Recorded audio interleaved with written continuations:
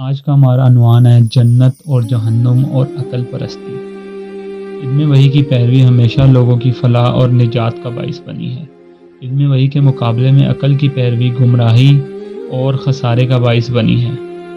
انبیاء کرام کی دعوت کے جواب میں جو لوگ وحی کی تعلیمات پر ایمان بالغیب لے آئے، مرنے کے بعد وہ دوسری زندگی یعنی حشر نشر، حساب کتاب اور جنت اور جہنم کو تسلیم کر لیا، وہ لوگ کامیاب اور کامران ہوئے، اور جنہوں نے ان تعلیمات کو عقل کی کسوٹی پر پرکھنا چاہا وہ ناکام و نامراد ہوئے۔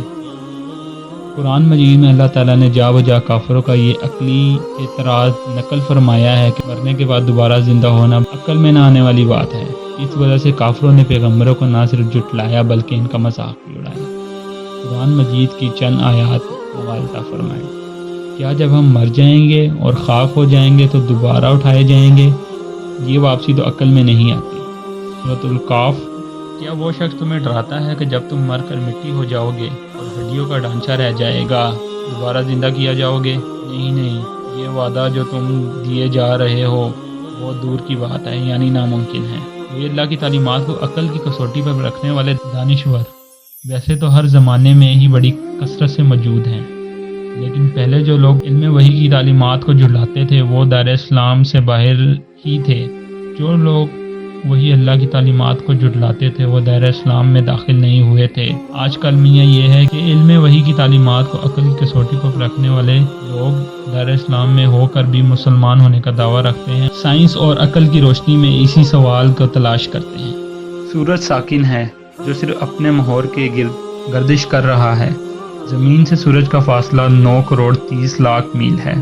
سورج کی جسامت زمین کے مقابلے میں 3,37,000 گنا بڑی ہے۔ ہمارے نظام شمسی سے 400 کھرب کلومیٹر کے فاصلے پر ایک سورج ہے جو ہمیں روشنی کا ایک چھوٹا سا نقطہ معلوم ہوتا ہے۔ غور فرمائیے، کیا واقعی ہمیں زمین گردش کرتی محسوس ہو رہی ہے؟ بظاہر یہ زمین مکمل طور پر ساکن ہے اور اس کی معمولی سی حرکت زلزلہ بھی زمین کو لرزا دیتا ہے اور خوف زدہ کر دینے کے لیے کافی ہے۔ دوسری طرف اس کی حرکت کو تسلیم کیا جا سکتا ہے؟ کیا سورج ہمیں واقعی ساکن محسوس ہوتا ہے؟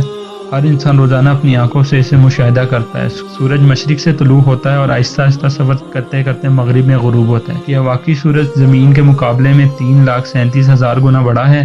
یہ آدمی مشاہدہ کر سکتا ہے کہ سورج ہمیں زمین سے فقط 9 یا 10 میٹر کی ایک چھوٹی سی ٹکیا دکھائی دیتی ہے۔ کیا انسانی عقل یہ تسلیم کرتی ہے کہ ہم اس نظام شمسی سے باہر کھربوں کلومیٹر دور کوئی دوسرے سیارے بھی ہو سکتے ہیں جو ہماری زمین اور سورج کے مقابلے میں لاکھوں گنا بڑے ہوں؟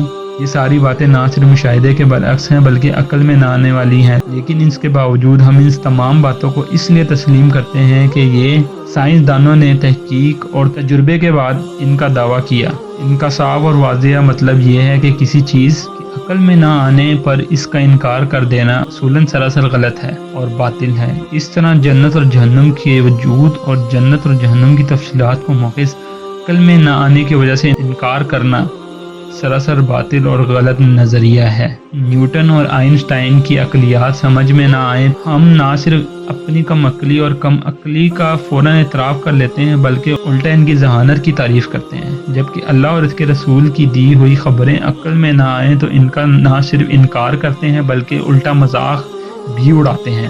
اس طرز عمل کا مطلب اس کے سوا اور کیا ہو سکتا ہے کہ ہمیں اللہ اور اس کے رسول کی باتوں پر اتنا بھی یقین نہیں جتنا آئنسٹائن اور نیوٹن کی تحقیقات پر ہے۔ جہاں تک بات جنت اور جہنم کی ہے اس کے بارے میں دی گئی تفصیلات تسلیم کرنے کے لیے دلیل صرف ایک ہی ہے، ایمان بالغیب، جسے اللہ تعالیٰ نے قرآن مجید میں لوگوں کی ہدایت کے لیے شرائط اول قرار دیا ہے۔ ارشاد باری تعالیٰ ہے، یہ اللہ کی کتاب ہے، اس میں کوئی شک نہیں، اس میں ہدایت ہے ان پرہیزگار لوگوں کے لیے جو غیب پر ایمان لاتے ہیں، نماز قائم کرتے ہیں، جو رزق ہم نے ان کو دیا اس میں سے خرچ کرتے ہیں۔ سورۃ البقرہ، جس کا صاف مطلب یہ ہے کہ جس شخص کا ایمان بالغیب جتنا محکم ہوگا جنت اور جہنم پر اس کا یقین بھی اتنا ہی محکم ہوگا۔ جس شخص کا ایمان بالغیب جتنا کمزور ہوگا جنت اور دوزخ پر ایمان بھی اتنا ہی کمزور ہوگا۔ اسے اپنی عقل کی نہیں بلکہ ایمان کی فکر کرنی چاہیے۔ اہل ایمان کا طرز عمل بالکل واضح ہے۔ اے ہمارے پروردگار، ہم نے ایمان کی طرف دعوت دینے والے کی پکار سنی، اپنے رب پر ایمان لاؤ، سو ہم ایمان لے آئے۔ سورہ ال عمران